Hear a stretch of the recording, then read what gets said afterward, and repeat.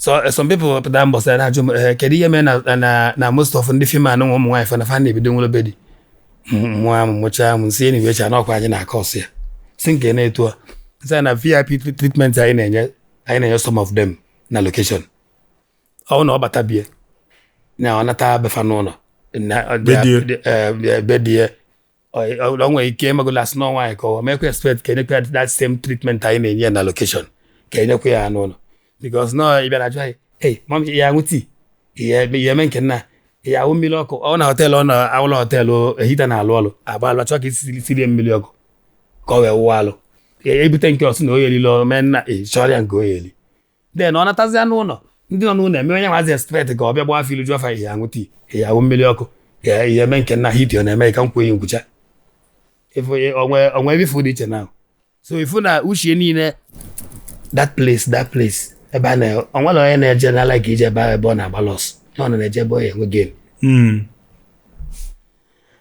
no so ị na-akọwa na ihe asụcha na ihe na-eme ha da anụcha di no na mgbe nọle nọ icheke treatment ndị a cheke ihe cheke nke ndị ndị na-akọmali nke ka mmụ I prefer location ebi ya iwu nini.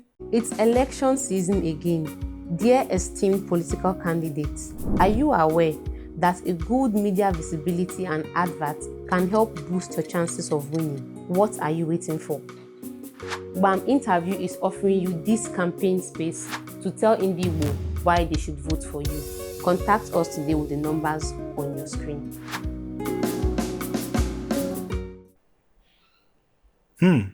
The same thing applies with my fellow directors. Some of them, not all, and when they directors that knows what they are doing, likes of your Kennedy Banosifa. These people that tell you what we want to do is business and a late kinesiology. Yeah, I business. Late kinesiology. Yes. Kinesiology amugo.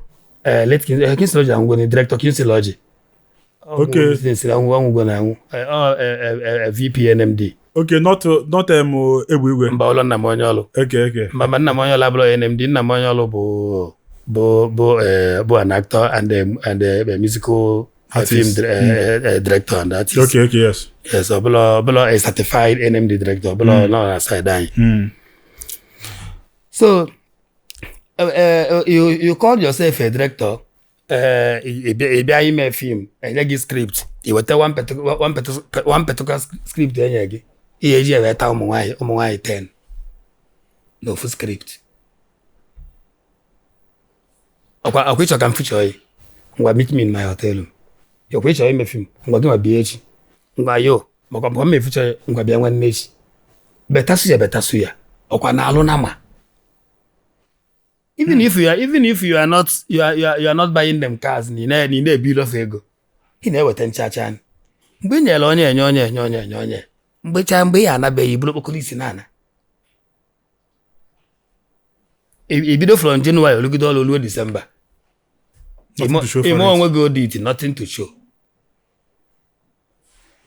But now people that comes because of that money, that business, Fabia Femi business, Femi business, let's have the money.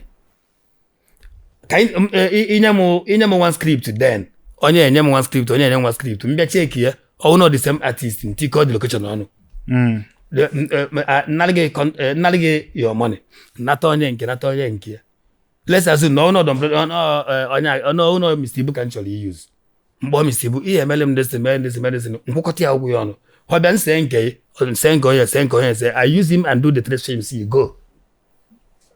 After everything, what the film rate here, DSTV pay. Ngwele my money, Jerry go chalana. Na atakwazo ya na chokwe. Let me tell you something.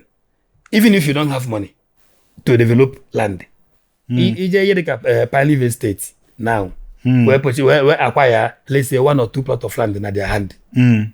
It won't go development. But you have acquired it, and say you are legit with a pine leaf. They signed. Although you are no with your authentic Pine Estate, you go and I care. Or whatever. Email development in there. In next 5 years to come, even that pine leaf self they can still buy that land from you and give you money more than what you acquired then. Yes.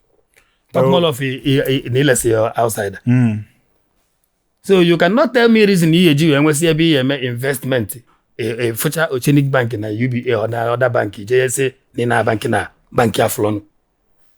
Bank aflon e na the door the too small. Iti ego nia or easy. Man you wait akaya mambazi. You never expect a chikagina wine name if him wolof. No, it's not possible. It's impossible. You can't eat your cake and have it back. That time, you know, na Amazon these people. Na back in Amazon my agrodi. Na Amazon my future. Na qualify my your money. So finally, I met isi why I to ego. Bagwo isi owa. I follow why I to ego. Bagwo I follow.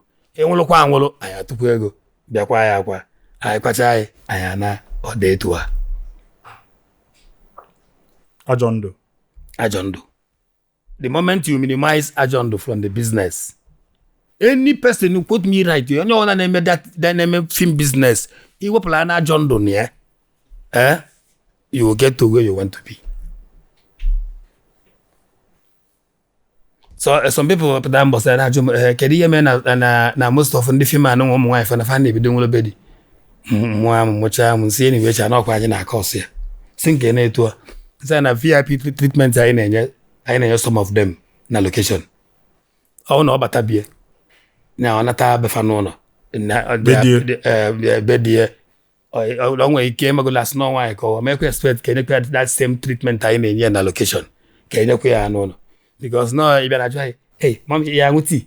Ya men kenna. Ya wo miloko. On hotel on our hotel o hita na alo. Aba chok sili miloko. Ko we walo. Everything else no yeli lo men na sorry and go yeli. Then on atazia no no. Ndi no na me nya wazi expect ka obia gba filu jofa ya nguti. Ya wo milioko. Ya men ken na hit on America kan ko yin kucha. If onwe bi food it now. So if na ushie ni ne that place. E ba na onwe lo na general like ije ba born abalos. No na je boy again. No so ina kwa na ihe asocha na ihe na eme hada anuchadi. Yeah, no, mgbe no, shake treatment nda shake kende. Nadina ko malen nke kam. I prefer location. Ebi ya iwu ni. Ebe ya ke pata ajwa ke vicho. Most of them na ngo bottle water na location. Je be fa ne mblede, bag pure to the be fa. No borehole. Most of them ya na ngo borehole no, e pata no yin mmili ofiko lu kwa ge je chole about or even or why making culture as if you know say to afford their no fake life. Kedu ka ndị some of these artists see treat directors and crew members go ndị kwu maka ndị crew members so you know get you a crew member too now. Kedu relationship ndị artists na ndị crew member kebe ha na de emetesia kebe ha na emetia. No, it depends on artist Guinea local and the director Guinea na local because my type of man a no nonsense human being. I wanna if I paid you for a job, when you come you concentrate on what I paid you for. When I give you a time, I go in here in location every 9 why I in location. The all because they were star or they were face. I go 9 be a better. If you better there one week before if you only balance me go. One week if you go in my car block or your own in Mamposi. You can just go there and you settle off. Next time if I call you don't come. Besides you just buy me next time you born your head. Okay. Yes. But as na your secretary mecha boys the na no call is a lie. What but to be treat any of ma?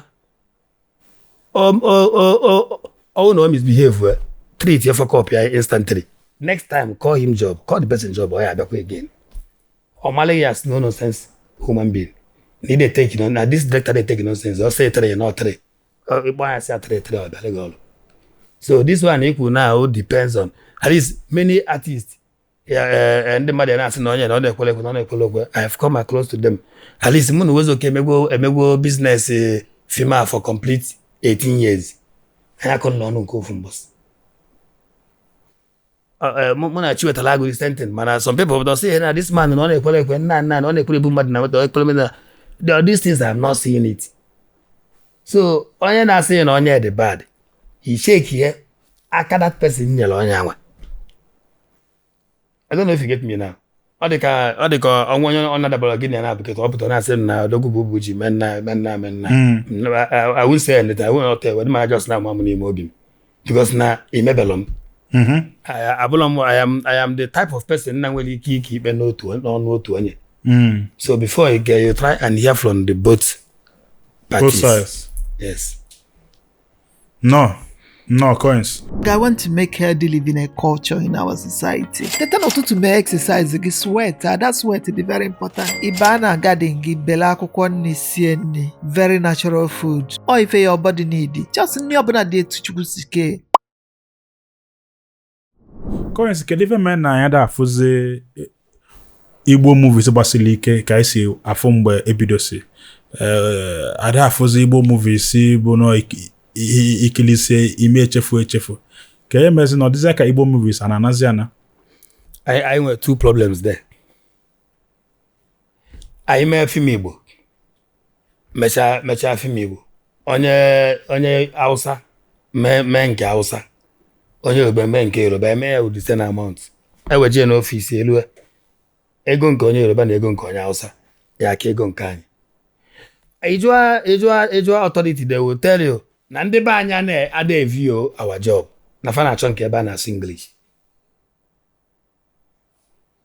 So nke a were one our people ebidogodi need na support to go ourselves before anya amazali ma ihe dị na the office ma etigwe tribalism because na a process whereby na egiwa na ekiri nke ndị oyibo onye ekiri nke ndị oyibo onye ekiri nke ndị oyibo and the most of ndị be anyị nwanne ma ndị nọ Lagos kwesịkwa ịdị na-etili ụmụfa nke Igbo ha na-achọ nke blocking na nke English.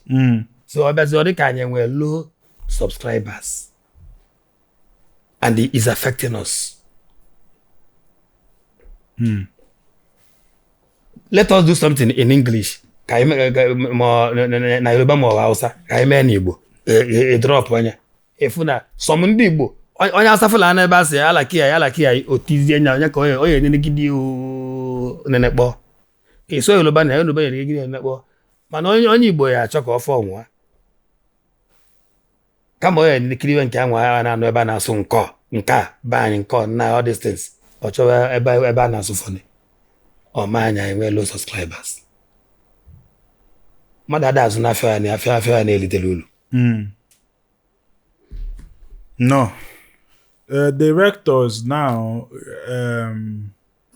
kedu ka unu si manage because directors lọsị ndị artists enwelu glory ịghọtago all this film ana m agwa somebody say na ọsọ afịa London a ị na-ekwu bụ mmadụ ihe delia direct ya o wee bụrụ ọsọ afịa London aka mpọpọ bụ mmadụ ihe direct ya agwaghị ihe a ga-eme mana nwere ndị na-elute those directors ka unu si manage such scenario. This thing na ekwuketa wo the maintaining na almost all the directors, all the Nollywood directors are now into acting. Abi? Almost all the Nollywood directors are now into acting. Because onwe ike na-aga function ndị artist moto ndị artist na-aga director na-eso n'azụ after ndị security akwụsị onye anya ọ gafere artist then ọ gafere ruo na nke director enwudie. Who are you? Who are you? Where do you come from? Could you imagine na nne shoot na Hela na Asaba anyị si hotel na-aga location gbagide ụmụ nwaanyị niile ma ndị ofisi n'ọrụ nke kata ndị polisi na-efe bye mpatazie nwude. Those artists have to turn back. Better name fa explanation. Aside make una they go work na why no only Nigeria get our guy without him. He is the master planner of the thing. Without him, don't really find it. But he's the director of the job. If you know the fan scream, kafamali. So for that reason, mbeze mbachi yulu mbachali ogolo one scene.